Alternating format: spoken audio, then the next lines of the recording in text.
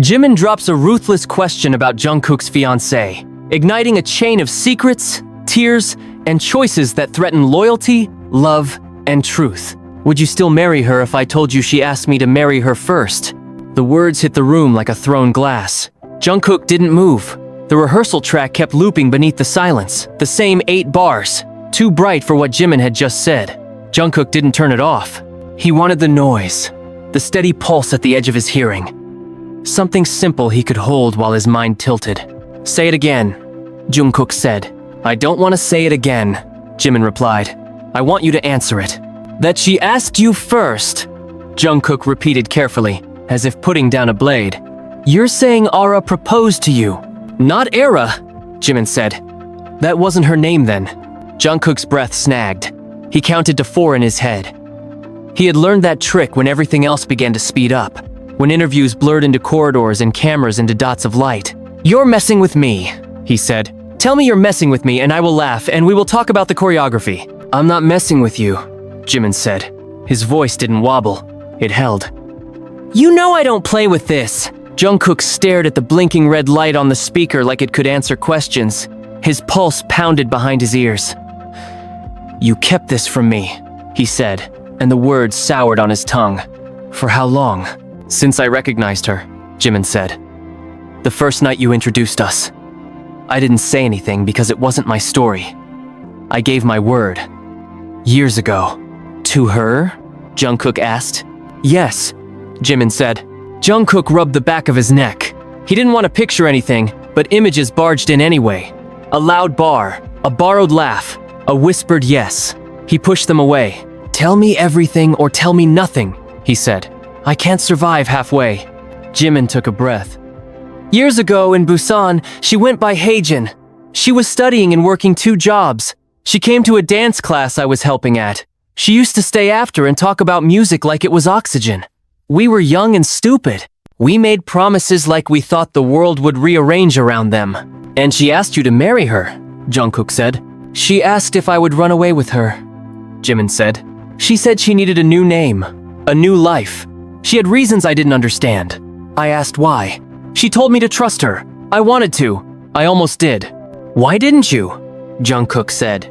Because someone else was watching her, Jimin said. Because she got a call while we were together, and she went quiet in a way that didn't sound like love. Because the next day she begged me to forget her. She told me that if anyone asked, I never knew her. She made me swear. So I did. Until now, Jungkook said. Until now, Jimin said. Because your wedding is in 3 weeks, and I wake up with my heart in my throat. Because I keep hearing the version of me that stayed silent forever, and I hate him. Because she looked at me last night after rehearsal and said, please don't tell him. And that was all I needed to tell you. Jungkook closed his eyes. He wanted to rewind everything to before the confession, before the looped 8 bars, before the world spun around a single question. Why would she say that? He asked. Why would she say don't tell him? Why would she hide me from me? I don't know everything, Jimin said. But I know she wasn't lying about needing a new life. Back then she had a man calling. Not family, not safe, money and pressure, and a contract that didn't feel like love. And now she's back, and she has you. And I can't tell if that means she outran it, or if it outran her. Did you love her? Jungkook asked. The question slid out before he could stop it. Yes, Jimin said quietly. But that's not why I'm talking. I don't want her. I want you to be safe. I want you to be happy without a trap under your feet. Jungkook leaned on the speakers until his fingertips tingled. How do I even ask her about this without breaking everything we've built? By deciding what truth you can live with, Jimin said. You can wait and pretend you never heard me. You can call her and let your fear devour you. Or you can ask the question with your eyes open. Jungkook's laugh was dry. What question? The real one, Jimin said. Who is she, truly? And did she choose you freely? The track flipped back to the start again, relentless. Jungkook reached for his phone, then set it down again, then picked it up. He typed Ara's name. He deleted it. He typed it again. I don't recognize the person you're describing, he whispered. Then ask her to introduce you, Jimin said. Ask Haejin to meet Jungkook. Jungkook nodded once like he was accepting a dare. Stay when I call her, he said. If you leave, I'll pretend this didn't happen. I'll stay, Jimin said. Jungkook dialed. The ring sounded longer than it should. When Era answered, Jungkook could hear a street somewhere on the edge of the line. The rush of traffic, a vendor calling. Familiar city noise, the normal life he loved. "Kook?" she said. "I'm on my way to your place. Do you want anything?" "I want your first name," Jungkook said. He didn't soften it. He didn't disguise the tremor. "The real one. The one you ran from." Silence. "I'm with Jimin," Jungkook added. "He recognized you." Even through the phone, the pause was palpable, a weight placed gently on the table between them. Then Ara said, "All right, then we don't pretend. I'm coming up. Don't lock the door." The line clicked off. Jimin looked at Jungkook. "You're shaking," he said. "I'm fine," Jungkook said automatically. He wasn't. Something tight inside him loosened and burned. "I'm not," he corrected. And to his own surprise, he felt tears spill, not the grand cinematic flood, but the slow, humiliating ones that happen when a person says something too true. He wiped them with the heel of his hand without hiding. "If she wanted a new life, why did she choose me?" he said. "Why give me secrets as gifts?" "Maybe she thought you would protect them," Jimin said. "Maybe she thought you were the first person who wouldn't use them." "Or maybe I'm a convenient lie," Jungkook said. He didn't raise his voice. He didn't need to. The sentence was a blade as it was. He breathed. 1, 2, 3, 4, and waited for the knock he knew he would hear soon enough. Ara arrived without preamble and without flowers, without anything but a tote slung over her shoulder and a quiet, steady look that was neither apology nor defiance. She stepped into the room like someone entering a courtroom where she intended to tell the whole truth and accept the verdict. "Close the door," she said to Jungkook, then glanced at Jimin. "You stayed." "I promised him I would," Jimin said. "Good," Ara replied. "Because I'm tired of building my life on half walls. If we're going to tear down the rest, let's do it with 2 witnesses." "Your name?" Jungkook said. "Start there." "Hi, Jin," she said. "But also Hana, once, and Mia for a year I don't talk about. Ara is the one I chose when I believed I could be new. I wanted a name with no old debts attached. I thought I could become a woman who didn't flinch when the phone rang." "Who made you flinch?" Jungkook asked. "A man named Han Kyung-do," she said. "He bankrolled an event series in Busan. He supported young creatives, or that's what the brochure said. He was charming to the press and cruel in private. He liked contracts more than people. He told me I owed him because he paid for my portfolio and because my father's shop kept the lights on a few months too long. I didn't sign anything that said I had to be his. He spoke like I had anyway." "How did you get away?" Jimin asked, and the question came out softer than it had any right to. "I didn't at first," Era said. "I tried to disappear inside my life. That's when I met you, Jimin. You were sunlight pouring through a boarded window. I asked you to run away so reckless it embarrasses me. It wasn't fair. I put a future on your shoulders that weighed more than we were."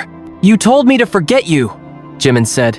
"I did," she said, "because I realized that taking you would turn your name into a weapon Han could use. He collects names. He turns them into leashes. And now?" Jungkook said. "Is he still there?" "Yes," Ara said. "Quieter, smarter, or maybe I just learned to hear him coming and step aside. He reached out again when the engagement was announced, congratulated me with a screenshot of an account balance, said I owed him a public thank you." Jungkook felt that old familiar count begin at the edges of his mind and cut it off. He didn't want to be measured. He wanted to be real. "Why didn't you tell me?" "Because I'm proud," Era said without evasion. "Because I am terrified that when men look at me, they see a ledger and not a person. Because you are the cleanest part of my life and I didn't want to track mud over it. Because when I saw Jimin that first night, I knew the past had caught up and I panicked. I asked him to wait to tell you. That was selfish. I'm done being selfish." "You asked him to marry you," Jungkook said, and the sentence felt like a test strip dipped into something dark, as if he were measuring the acidity of his own faith. "I asked him to disappear with me," Ara said. "Not because I loved him less than I thought I could love anyone, but because I hated myself more than I thought possible. There's a difference. It matters." Jungkook leaned against the wall. He tasted metal where he'd bitten his lip too hard. "Do you love me freely?" he said. "Not under debt, not under threat, not in a story that you didn't write." "Yes," Ara said, "and I can prove it. I kept things you need to see, and I kept them not because I wanted leverage, but because I wanted to remember I was real. Notebooks, letters I never sent, receipts folded into cranes because if I could make something delicate out of something ugly, I could breathe again. They're at my place. We can look now. Jimin exhaled. Han Kyungdo, he repeated. If he comes for you, he comes for him. You know that. I know, Era said. That's why I wanted to handle it quietly. But maybe the only way to end this is to stop pretending quiet is safer. Then we end it, Jungkook said, and he was surprised by the steadiness in his voice, the way it filled the room without needing to shout. We end it together. What does that mean? Jimin asked, practical as always. Lawyers? Press? Your mother? You think you can shield everyone at once? It means we choose our truth before someone sells us a counterfeit, Jungkook said. It means we go through those notebooks and letters and decide what to show and what to keep. It means we call a lawyer. It means I call my mother. It means I ask for help instead of pretending my chest is a locked box with a key I lost. Ara's eyes lowered for a second, not in shame, but in acknowledgement. I will bring the cranes, she said like a vow. Everyone! Jungkook felt the urge to laugh again, but this time it wasn't bitter. It edged toward relief. Then bring them, he said. We'll turn them into wings. Ara's apartment smelled faintly of detergent and ink. The cranes, scores of them, were lined on a shelf. She took them down one by one and set them on the coffee table. The paper rasped softly against wood. Jimin stood at the window, scanning without comment, letting Jungkook steer. I folded them on bad days, Ara said. I dated the inside. You can unfold them if you want. Inside there are little truths and stupid jokes. A map of a girl learning not to disappear. Jungkook reached for one the color of old receipts and unfolded it carefully.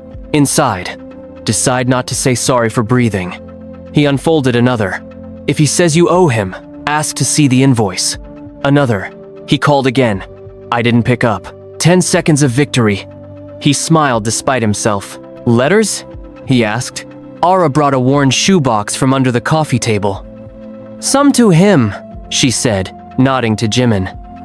Most to no one. A few to you, before I met you. I wrote to the idea of you like a superstition. Jungkook lifted a stack. On one envelope in neat script. To the person who holds my name without squeezing it. He opened it. I want a life where promises don't bruise. I want someone who will not ask for proof I don't owe. I want to laugh without checking for cameras. If you're real, you'll recognize me not by what I hid, but by what I kept: my stubbornness, my loud heart.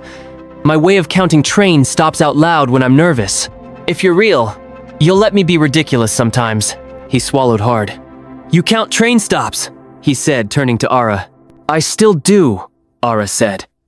And you count to 4. I hear you. Even when you think I don't. Jimin tapped his phone. Not to bring a hammer down in a room full of paper birds, he said. But look. He held up a text. Unknown number. Congratulations on your engagement. It's time to settle what you owe. Be reasonable, Haijin. Don't make me tell your fiancé what you were. Jungkook read it. He didn't break. He felt something else instead. Anger like a clean blade. Anger that didn't scatter him but sharpened him. Forward that to the lawyer, he said. Now. Ara nodded. I saved the emails too, she said. And the recording where he said I could be his philanthropy project if I smiled right. I laughed so he wouldn't hear my fear. Send everything, Jungkook said. Then call my mother. I'll call her after, but she should hear from you first. Tell her we are choosing honest. She will respect that, even if she yells. Are you sure? Jimin asked.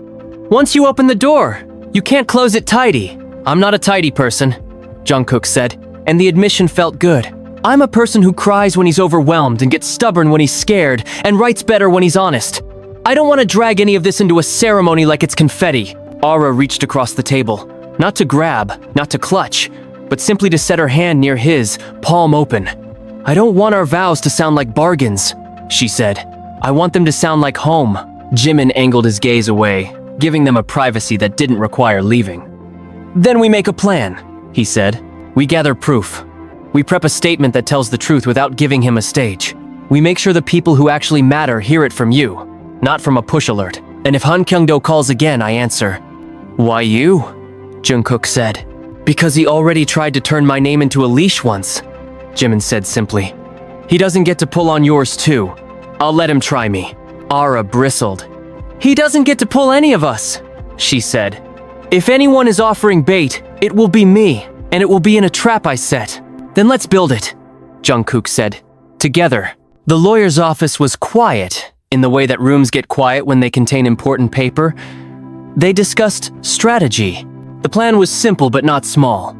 Collect the harassment, send a cease and desist, prepare to file if necessary, and go public with a clear, precise statement that refused to sensationalize.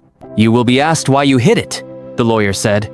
Decide your answer now. The press will try to make shame out of what is simply harm. I'll tell them the truth, Era said. I hid because I believed hiding was safer. I stopped hiding because I want to live. And you?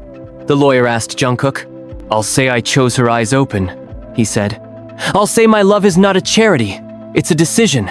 They left with folders in their bag and a clean to-do list.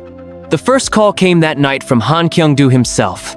Private number, unhurried tone that pretended to be friendly. Jimin, he said when Jimin answered on speaker. How long has it been? I saw the announcement. Congratulations to the lucky man. He seems eager. Jungkook felt his skin prickle, but he kept still. Jimin's voice was calm. Hello, Han. You're calling because I asked you to stop contacting Haejin. Your messages and emails are being forwarded to our lawyer. Our? Han said, amused. You sound proprietary. I always like that about you, Jimin. You are loyal. Tell me, do your loyalties extend to sharing old stories? I worry the groom may be marrying a brand more than a person. If you bring your stories to the press, Jimin said evenly, I will bring ours. But unlike you, we don't need to embellish. We'll bring receipts. Silence slid over the line. Not long, not short, just measured. This is unnecessary, Han said at last. I only want a little gratitude. Public, of course. You know how this works. There's a symbiosis in carefully curated narratives. I help her. She helps me. Everyone smiles. Your version of a smile looks like a wince, Ara said, finally stepping into the call. I won't do it. You owe me, Han said, soft like velvet, deadly like a wire underneath. I kept your father's debt from swallowing him whole. I placed you where you could be seen. I made you. A little thank you would cost you nothing. You didn't make me, Ara said. You tried to buy me. That's not the same. And my father paid his debts with his life. He didn't sign me over in the fine print. You think the public will like that story? Han asked. You think they'll like the part where you proposed to one darling before you landed another? Jimin's jaw flexed, but he didn't take the bait. You're a predictable man, Han, he said. You hold history like a weapon until someone calls it by its name. Context. Here's ours. We were young. We loved. We didn't run. We're adults now. We make choices we can stand inside. Han sighed.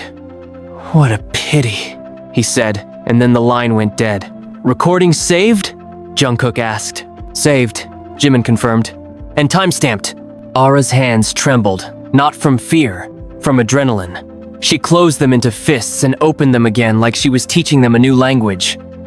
I'm done being the person who apologizes for existing, she said. I'm done. Tomorrow, Jungkook said, we tell the truth. Tonight, Jimin said, we write it. They sat at the kitchen table with steaming mugs and the pile of cranes pushed to the side. They wrote, not a manifesto, not a script, a letter to their families, and an abbreviated statement for everyone else.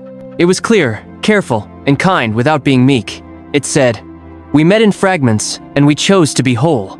It said, if you want gossip, go elsewhere. If you want facts, here they are. If you want to weaponize trauma, we will not help you. When the drafts were done, Ara reread them out loud. Her voice didn't falter. This feels like oxygen, she said. Tomorrow will still be hard, Jimin warned. Hard is not the same as impossible, she replied. The morning the statement went up, the phones began to buzz like summer insects, constant and low.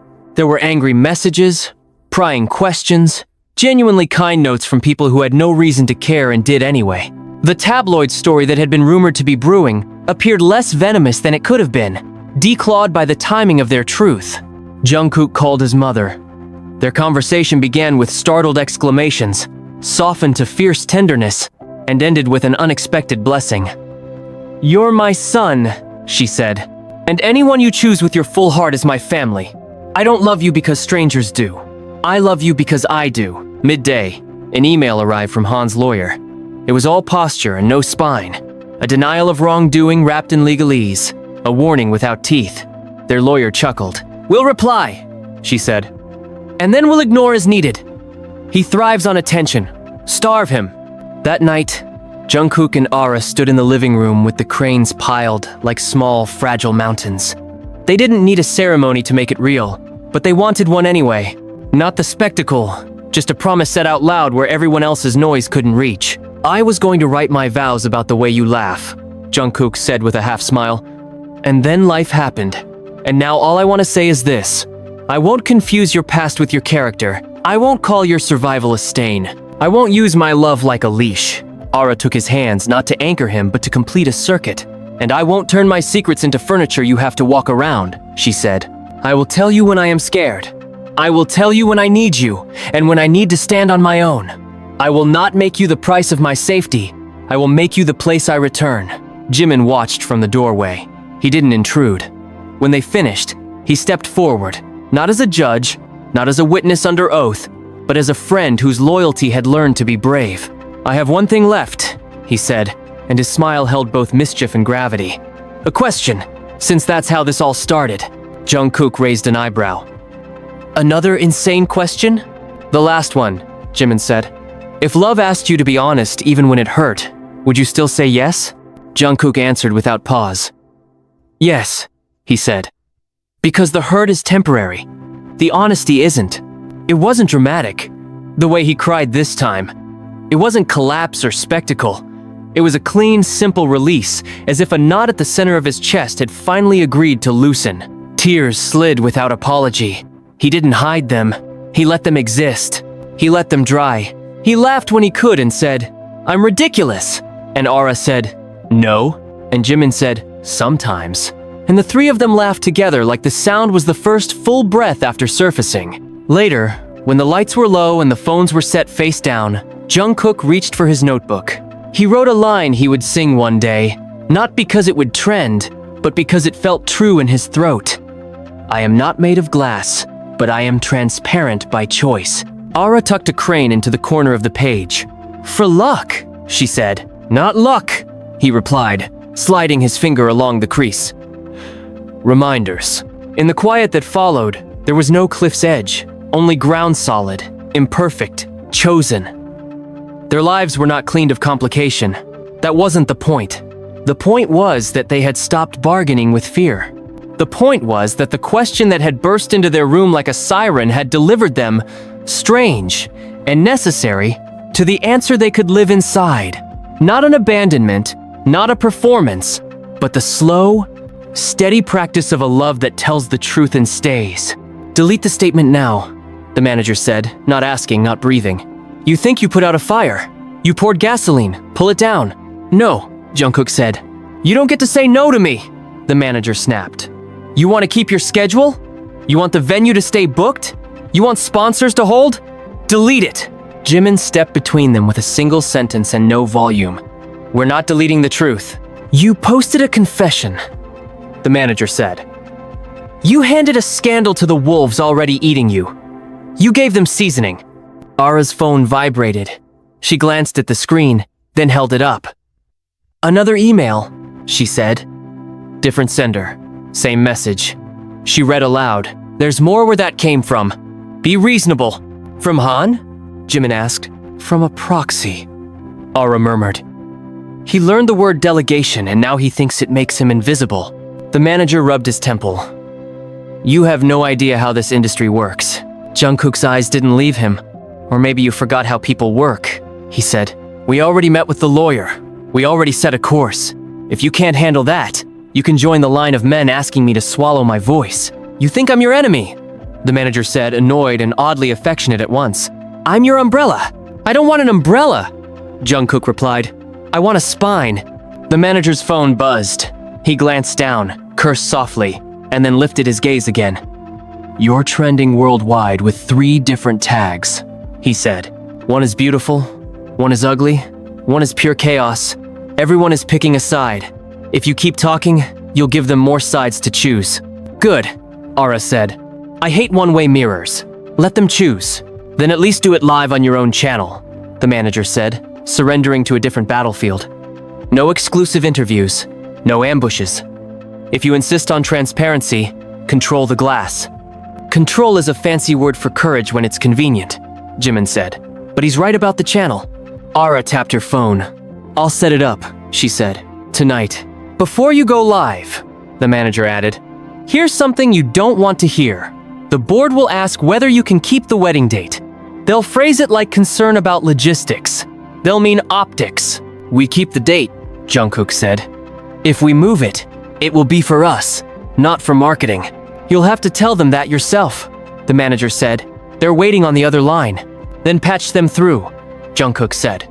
Put everyone in the same room, if the room is a screen. The manager sighed and made the call.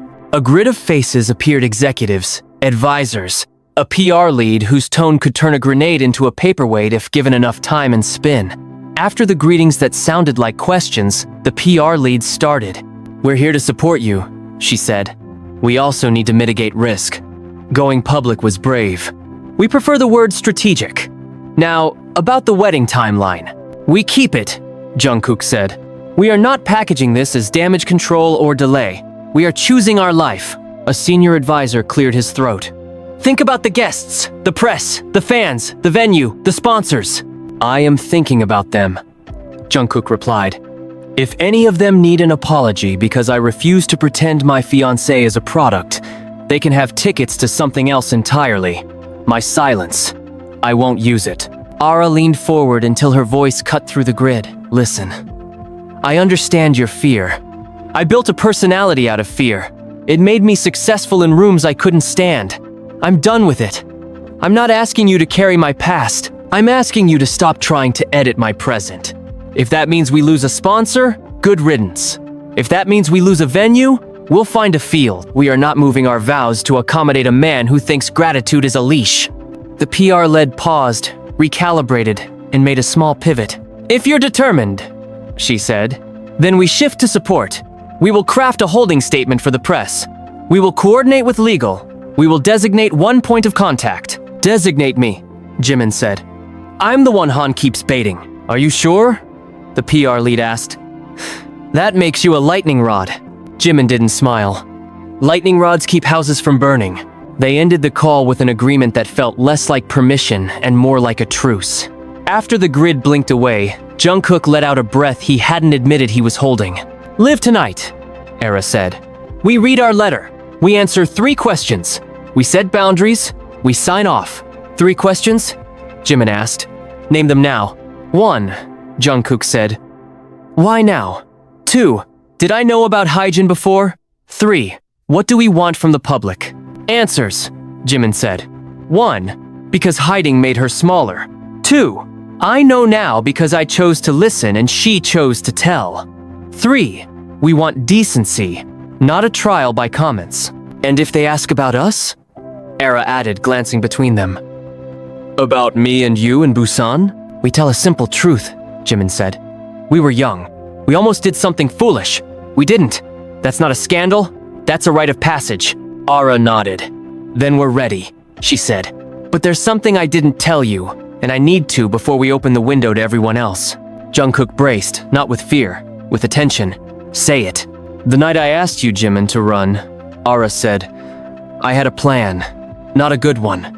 I sold a ring I never wore. I bought a ticket I never used. And I signed a paper I didn't understand. What paper? Jimin asked. It was called a patronage agreement, Ara said. Not legal in any decent sense. A promise to appear at events, to endorse, to be available. It was written like an internship, spoken like an ownership. I took it to a community office the next day. They said it wouldn't hold in court if contested. But with enough shame, it holds in hearts. Han framed it. Not because it binds me, but because he likes the picture. Jungkook absorbed it without flinching. We add that to the file, he said. We take power out of it by naming it. I have a copy, Ara said. With the date, the pen, the smudges, she exhaled. I kept it to remind myself how far I wouldn't go again. It wasn't dramatic, what followed. It was the unglamorous heroism of emails and meetings and sleep and food and boundaries. It was the steady choreography of days where crisis stops being novelty and starts being context. They kept loving. They kept answering only the questions that deserved answers. They kept planning a celebration that would happen when it could, not when anyone else told them it should. When Ara climbed into bed that night, she said, half to herself and half to them, "I changed my name a lot. This one can stay." Jimin, already drifting, murmured, "It stays because you chose it, not because anyone gave permission." Jungkook, awake and easy, whispered into the dark, "We chose us, and we keep choosing." There was no thunderclap to mark it, no choir, no headline.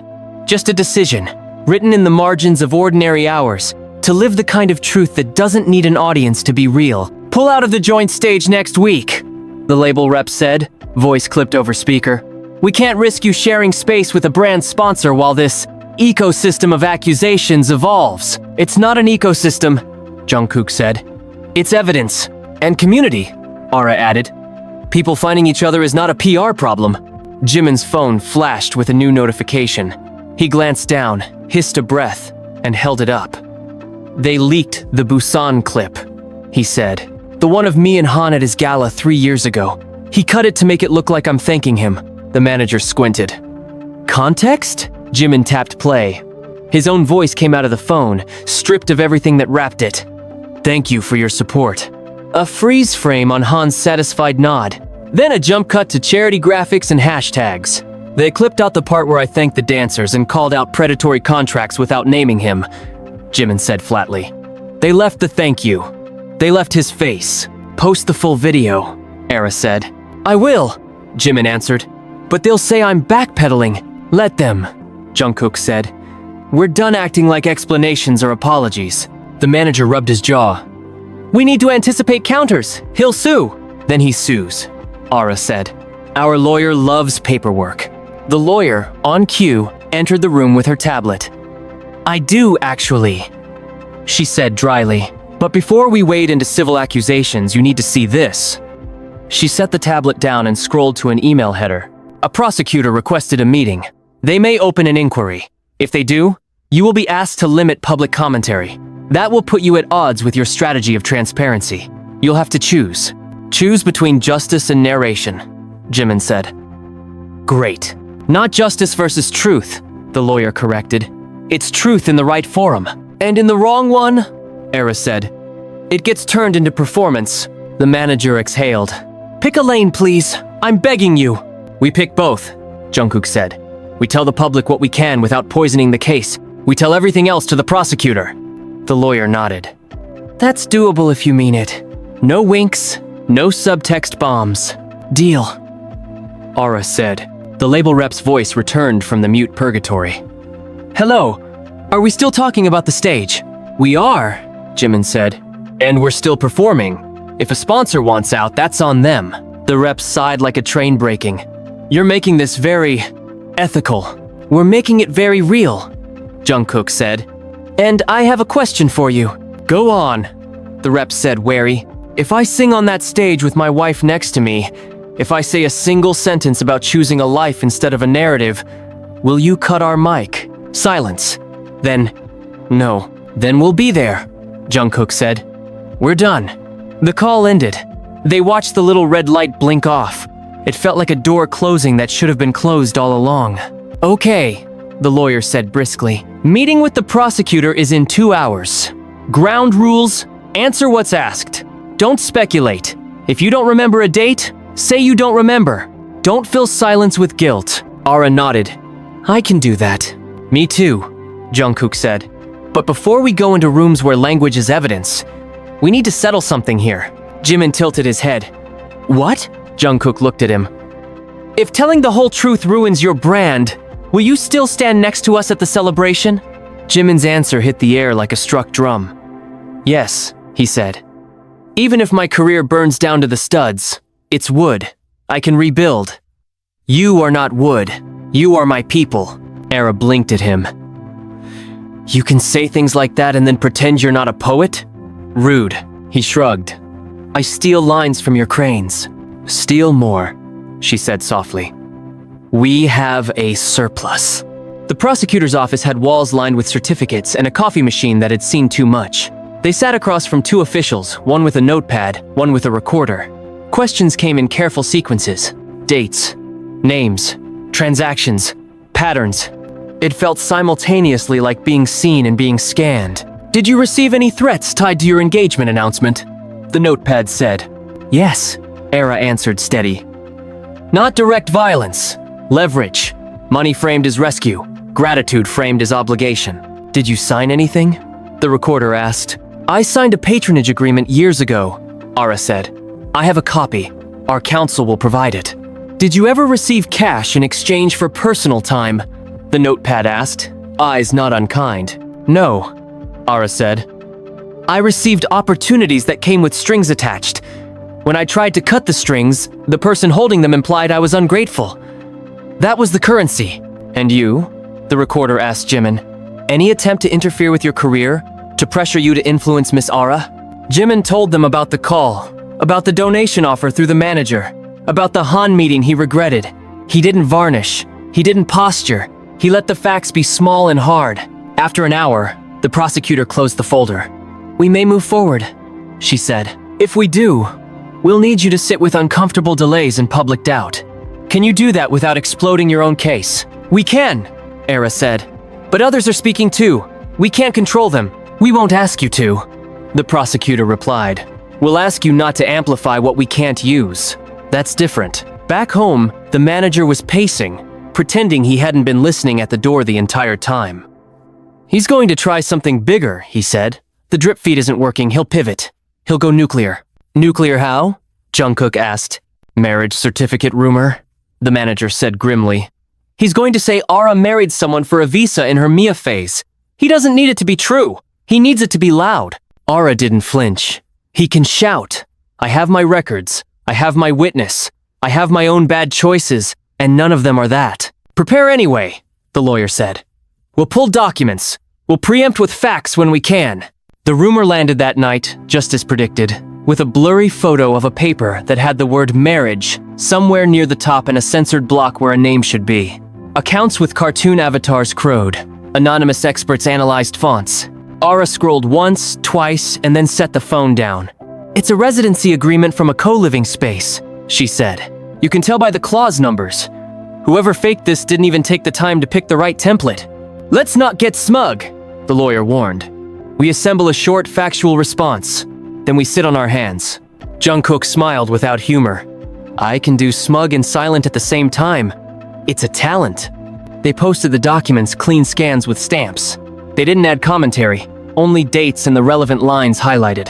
The rumor fizzled faster than it flared. The accounts pivoted to something else because rumor economies require constant novelty. "Next wave," the manager predicted. "He'll target family." The next morning, Jungkook's mother called. "Come over," she said without preamble.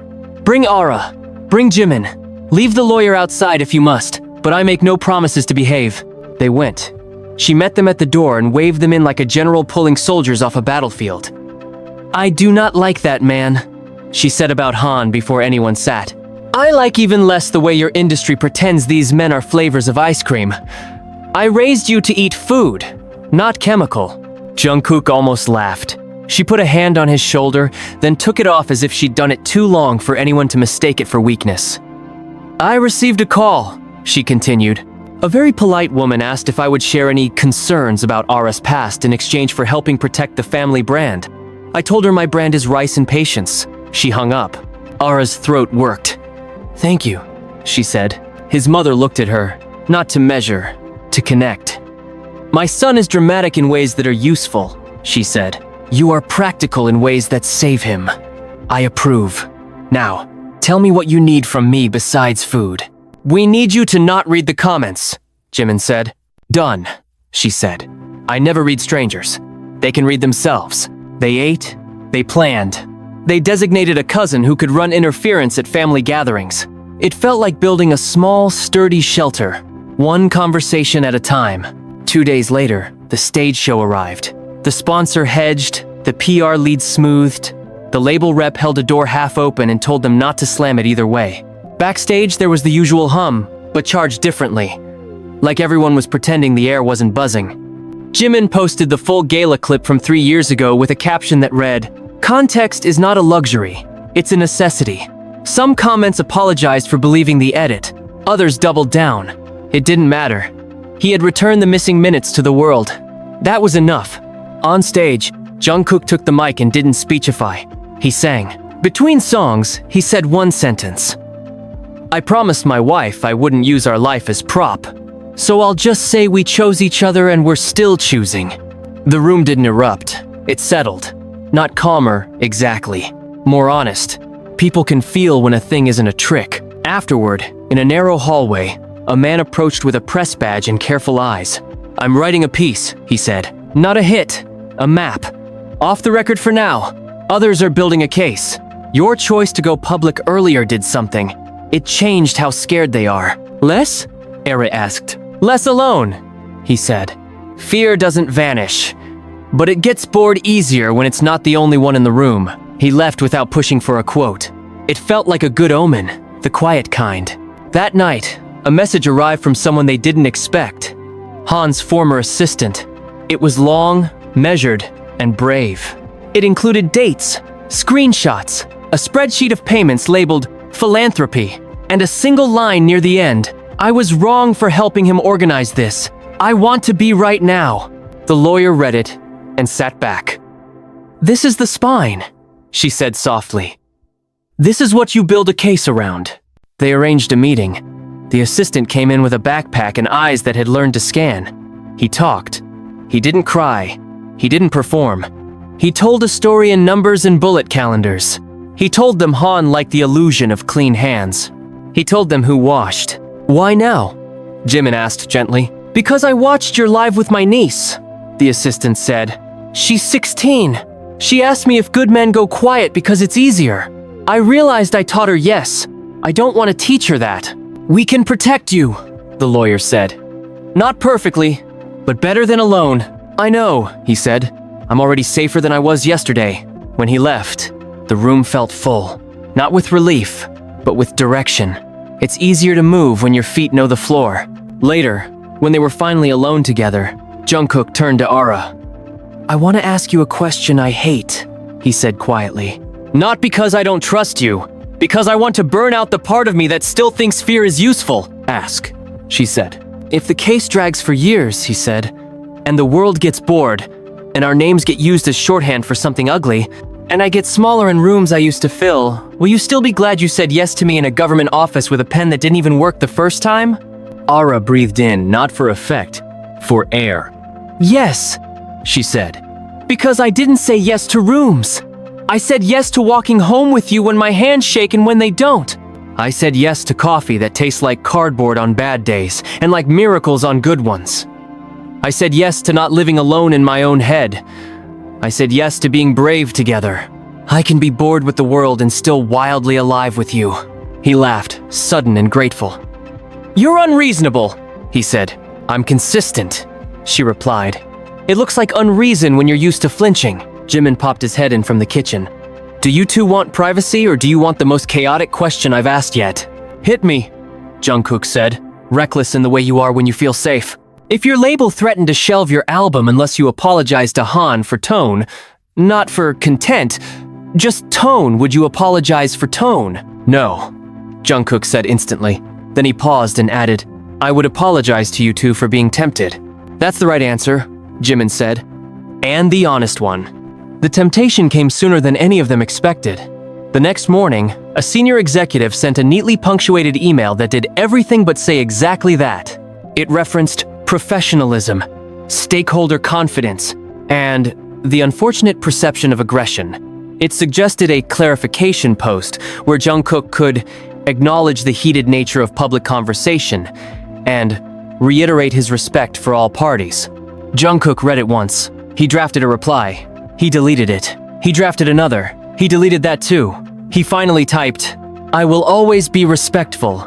I will not be neutral. If that costs me, send the invoice." He showed it to Ara and Jimin before hitting send. "Too much?" he asked. "Perfect," Ara said. "Short, sharp, decent. Send," Jimin agreed. "Then mute the thread." They braced for fallout. Instead, something stranger happened. A veteran artist, famously private, posted a short note on her page. Neutrality isn't peace. Proud of the kids choosing people over polish. The post got millions of quiet likes, the kind with no comments because the point was made and didn't need applause. In the evening, they held a small meeting at a community center with people who had written to them. No cameras, no quotes, just a room with chairs and a sign-in sheet for legal resources. Jungkook didn't sing. Jimin didn't perform. Era didn't lead. They sat in the circle like everyone else and listened as people put their stories into air. A woman with a low voice said, "I kept waiting for someone to explain to me how to feel about what happened. Today I realized I don't need explanation. I need witnesses." A man in a hoodie said, "I helped without asking questions. That's on me. I'm here to learn to stop." An older auntie said, "In my day we called it favor. It was the same, just quieter. Maybe quiet isn't better." When it ended, there was no group photo. There were scraps of paper with phone numbers and a stack of flyers that said, in large font, "You are not obligated to be grateful for what harms you." They walked home in a kind of tired that felt like doing something right. Jimin said, "This is the part no one streams. The infinite, uncinematic courage of showing up." Ara smiled at him sideways. Uncinematic courage is my favorite genre. Back at the apartment, the manager was waiting on the steps with a box. He held it out. "I went to the shop," he said, awkward.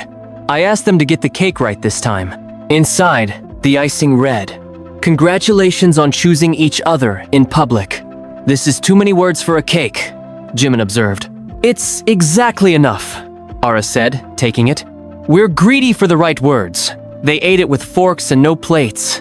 They made a mess. They didn't apologize. When the laughter died down, the manager cleared his throat. "I resigned from the board of that charity," he said, voice low. "I pretended not to know where the money came from. That's over. I wrote a letter. I said the words. I'll take the hit." "Thank you," Jungkook said. "Not for the resignation. For the sentence I pretended not to know. It matters." Before they turned in, Jungkook opened his notebook. He wrote 3 lines and read them out loud without asking permission. "We used to think survival meant silence. Now we know survival has a sound. It's us, saying the hard thing and staying." Ara tapped the page. "Put that in the middle," she said.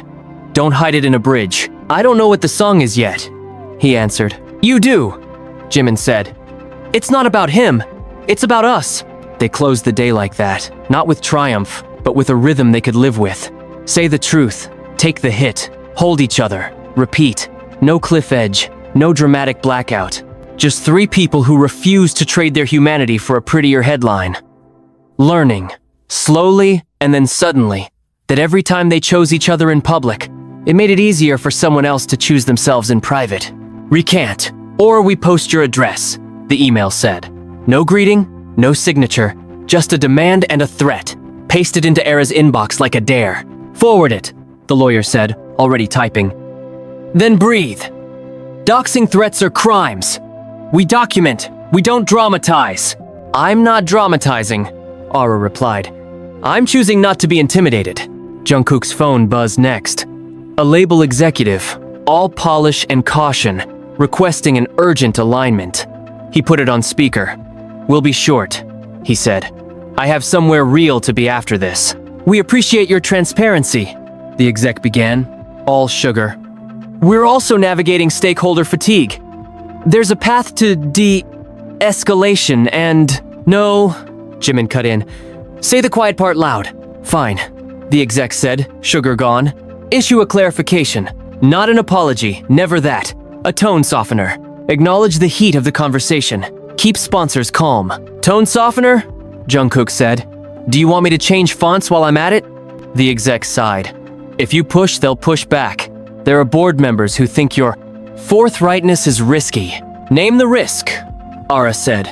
"Name one risk that matters more than telling the truth about coercion." "Revenue," the exec said, not even flinching. Jungkook's laugh was short. "Thank you for the honesty," he said. "Here's ours. We're not issuing a tone. Softener. If revenue is your only lens, clean it. It's fogged." They ended the call before the exec could loop in 6 handlers and a PowerPoint. The manager, who had been leaning on the doorframe, let out the breath he'd been strangling. You're going to make me grow a spine I can't return, he muttered, half complaint, half wonder. Good, Jimin said. Keep the receipt. 2 hours later, they sat across from the prosecutor again. The room was cooler today, the questions sharper. We've received corroborating evidence, the prosecutor said.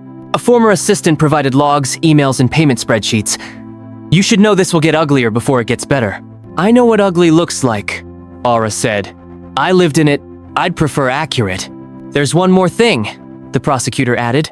We're recommending you limit live commentary about specifics.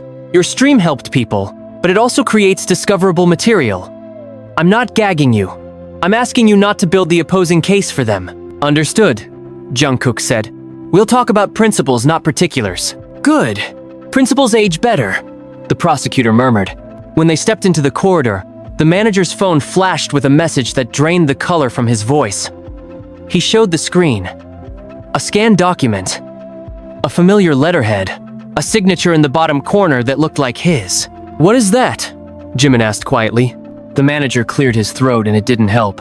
A witness acknowledgement, he said. From the foundation Han used as a funnel. It's from years ago. I was an assistant then. My signature is on it. Aura took the phone. She read. She read again. You were there when they processed my patronage agreement, she said, voice flat, choosing facts over fury. I stamped papers, the manager said, sounding like he was rehearsing a line he had hidden even from himself. I was told they were internship forms. I suspected they weren't. I didn't ask. I wanted to be useful. I wanted to be promoted. I don't know what I wanted. I was young and ambitious and cowardly in the precise way that keeps men like Han comfortable. Jungkook didn't move. Did you know her name was on it? No, he said. Names were redacted in the copies I saw. But the format, the dates, the language, I can't pretend I didn't know the shape of it. I knew. I chose not to know. Jimin spoke first. Not to absolve. Not to accuse. Will you testify to that? He asked. Not the flinching. The part about choosing not to know. Yes, the manager said immediately. And I will write the letter today. I will send it to the prosecutor. I will say the words, even if they bury my inbox with rage. Aura nodded once. Then we move, she said. We don't have time to cradle your guilt. Carry it and walk. He bowed his head. Thank you for not making me beg to help, he said. I'm not doing you a favor, she answered. I'm taking a tool from the man who used you.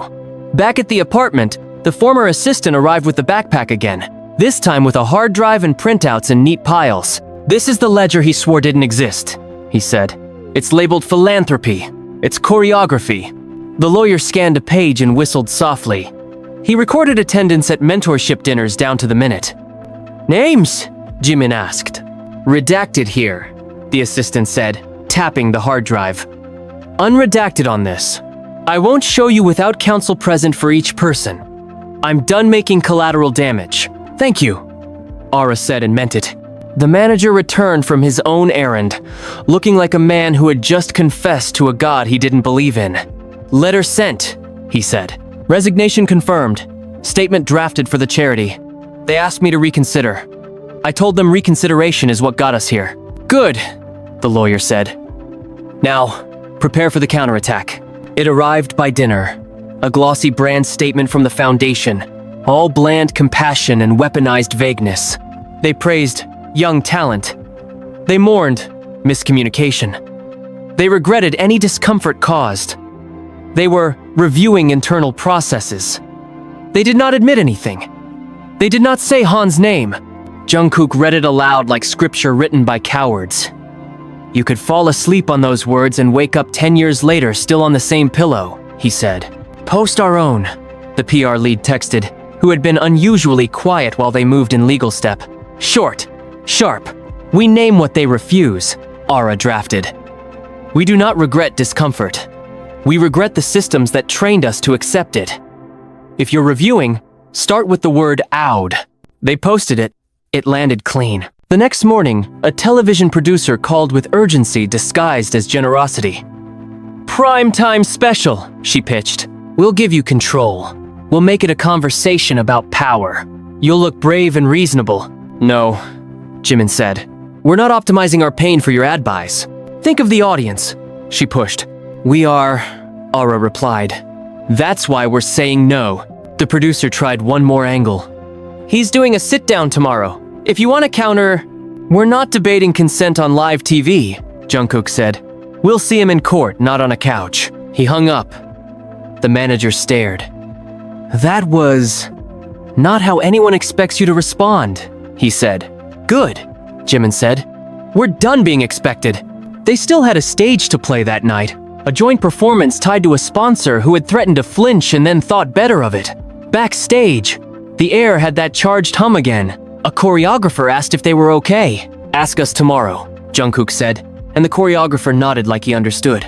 On stage, the set was a razor. They leaned into joy like it was an act of defiance. Halfway through, Jungkook paused for water and said, I won't sell my wife's story in exchange for applause. We sing. We don't sanitize. The room didn't erupt. It breathed. People can tell when someone is bleeding and bandaging at the same time. After, a security guard pulled Jimin aside. Guy in a cap was filming in the loading bay, he said. He wasn't press. Kept asking crew where your car exits. We escorted him out. Thank you, Jimin said. Log it. The guard nodded. Already did. Be careful. They were careful. Routes changed, windows closed, phones set to share location among the three of them. Safety is boring. Boring is good. The prosecutor called the next day with a development. 2 more witnesses, she said. One is a parent who signed their daughter up for a mentorship dinner and then pulled her out when it felt wrong. One is a junior accountant who flagged irregularities and got reassigned. Will they go on record? The lawyer asked. They're deciding, the prosecutor said. Fear is loud. We'll help them whisper past it. In the middle of this, Jungkook's label sent an album cover proof with a cheerful note. Release timeline resumes. It felt absurd and also comforting, like life insisting on itself while everything else burned. They're going to pretend nothing happened the second it suits them, Era said. Let them. We'll remember. Speaking of remembering, Jimin said, I've been replaying something I said to Han at that meeting weeks ago. I told him if he didn't stop, I'd show up at his gala and use his microphone. I won't, but I do want to use someone's microphone. Whose? Jungkook asked. Mine, Jimin said. I want to host a forum for junior staff. Not victims, not witnesses staff. The ones who notarize and stamp and book cars and pretend not to notice. I want to say, you are not paid enough to be villains. I want to tell them how to say no, and where to send documents when they don't know what they're looking at but it feels wrong. That's controversial, the manager said, almost proud. You'll get called a traitor. I know, Jimin said. I've been called worse by better people. They did it at the community center again. Chairs in a circle, a sign-in sheet that asked for a first name and a promise. I will not record. People came in with lanyards tucked into jackets, with tote bags that had company logos turned inward. Jimin spoke like a friend who refuses to stay ignorant. Companies will tell you your loyalty is tested by how well you keep quiet, he said. They're lying. Your loyalty is tested by how quickly you protect someone who can't protect themselves. Here are addresses you can send suspicious documents to. Here's how to talk to legal without getting fired. Here's how to tell the difference between confidentiality and complicity. A young man raised his hand. I notarized a stack last year, he said. I knew it wasn't clean. I told myself my rent was more important than someone else's safety. I hate that sentence. I want to write a better one. You're writing it right now, Jimin said. Bring what you can. We'll figure out what to do next. They left with a folder thicker than they'd expected and a hope they didn't trust yet, which made it real. In the midst of strategy and ethics, life kept barging in. Jungkook's mother sent a photo of 3 aunties quilting a banner that said, in large letters, "No more owed." A cousin asked if she could intercept tabloid calls by pretending to be a very offended family spokesperson with a fake accent. She did, and it worked for a day, and they laughed like relief. Then the former assistant texted, "He's filing an injunction to stop you from defaming the foundation. Court date pending." Good, the lawyer said when told. We love court dates. They come with clocks and rules. The injunction hearing was a study in euphemism and patience. Han's counsel said reputation so many times the word became air. Ara's counsel said pattern and documentation and public interest. The judge asked sharp questions and didn't smile for anyone. When it ended, the judge said, "Motion denied for now. Come back with actual harm, not potential embarrassment." Outside, Han himself was there for once, flanked by too much cologne and two men who looked like accessories. He approached with a gentle tone that clanged in the air. "You could have taken the graceful exit," he said. "I would have been generous." Ara looked at him like he was an old song that finally bored her. "You don't know what generosity is," she said. "It's not a leash with velvet on it." "You think you're winning," he said. "You're not. You're simply loud." "We're consistent," Jimin replied. "It looks like winning when you're used to impunity." Han's smile didn't reach whatever part of him had learned to mimic sincerity. "This will age badly for you," he said, and left. "He's wrong," Jungkook said. Perhaps to them, perhaps to himself. Truth ages like iron. They went home to emails and noodles and a half-finished song on the piano. Jungkook played the line he'd written days before. "We used to think survival meant silence and let it grow." Ara leaned against the doorway, listening. "Add a counter melody," she said softly. Like a hand taking another hand without asking for proof. He tried it. It worked. Music is stubborn about speaking when words get tired. The next morning, two stories broke at once. A quiet, careful, investigative piece mapped out the Foundation's mentorship program and the money behind it. It named no accusers, it named practices. In the same hour, Han posted a video where he looked into the camera and said he had always respected boundaries and never coerced anyone. With the gravity of a man auditioning for absolution, he thinks sincerity can be filmed, Era said. He's forgetting how memory works. Media calls came in waves. The PR lead redirected with a blanket. "We will not litigate this on TV. Statements are on our page. Legal proceedings are ongoing." An hour into the flood, Ara's phone lit up with an unknown number that felt known. She answered without fear. "Hyejin," a woman said, voice worn and warm. "You don't know me. I know your old name from a list I was not supposed to read. I'm calling to say I'm sorry. I'm the person who wrote the mentorship program's mission statement 5 years ago. I dressed a wolf in a sweater. I thought I was helping. I was proud to be useful. I quit today. I want to be useful in a different direction." Ara closed her eyes, not to escape, to listen better. "Thank you," she said. "If you can write that mission statement, you can also write the retraction. Send it to the prosecutor. Send it to your board. Then, send it to yourself. And read it until you believe it." "I will," the woman said. "And if you ever need a code word to call me for anything, use receipt. I'm done folding them into birds." They hung up. Jimin grinned. "People are changing inside this," he said. "That's not PR, that's, I don't know, something human." "Keep it human," Jungkook said, and kissed Era's temple without asking the room's permission. Afternoon brought a different kind of surprise. The anonymous user from their first live wrote back with a name and a plan. She wanted to file with others. She had proof, and she wanted to do it out loud. "I'll lose friends," she wrote. "I'm okay with that. I'd like to keep myself." "We can walk with her," Ara said. "We can't carry her, but we can walk." They did. They split time between studio and strategy, between soup and spreadsheets, between rest and the stubborn work of not letting cynicism set like concrete. When the lawyer texted, "Update, group action likely, media not first, court first," the three of them didn't cheer. They didn't celebrate. They nodded like people who had already decided to show up even when it got boring. In the evening, the manager hovered again, sheepish and wired. "Another board invited me," he said, almost apologetic. "They want a fresh voice on ethics." I told them no. I told them I'm still learning to say the words. I told them I'll come when I've done a year of unglamorous work. "That's the first ethical decision I've heard all day," Jimin said, generous. The manager twitched a smile. "I'm going to the center tonight. I want to sit in the circle where junior staff tell the truth. I want to learn when to stand up and when to shut up." "Good," Ara said. "Bring snacks. Courage burns calories." When he left, Jungkook turned to Jimin. "I have one," he said, and lifted an imaginary microphone because the ritual had become a joke and a liturgy. "If the judge granted an order tomorrow saying we had to be quiet for a while to keep the case clean, would you still sit with us in silence?" "Yes," Jimin said. "But I would also come over and be loud in your kitchen. There are many kinds of quiet. We'll keep the one that isn't lonely." Ara exhaled like a laugh, forgetting its lines. "We're allowed to be happy, right?" she asked. "Not performative happy, actual stupid happy. Cake for breakfast happy." "Yes," Jungkook said. "Especially when it looks unreasonable." They had cake for breakfast the next day, leftover and lopsided. They didn't post it, they didn't hashtag it. They just ate, and then they answered emails. And then they sent 3 envelopes, one to the prosecutor with a new witness statement, one to a junior staffer with a resource list, one to Jungkook's mother with a photo of the banner that said, "No more ode," now hanging over the couch like it had always been there.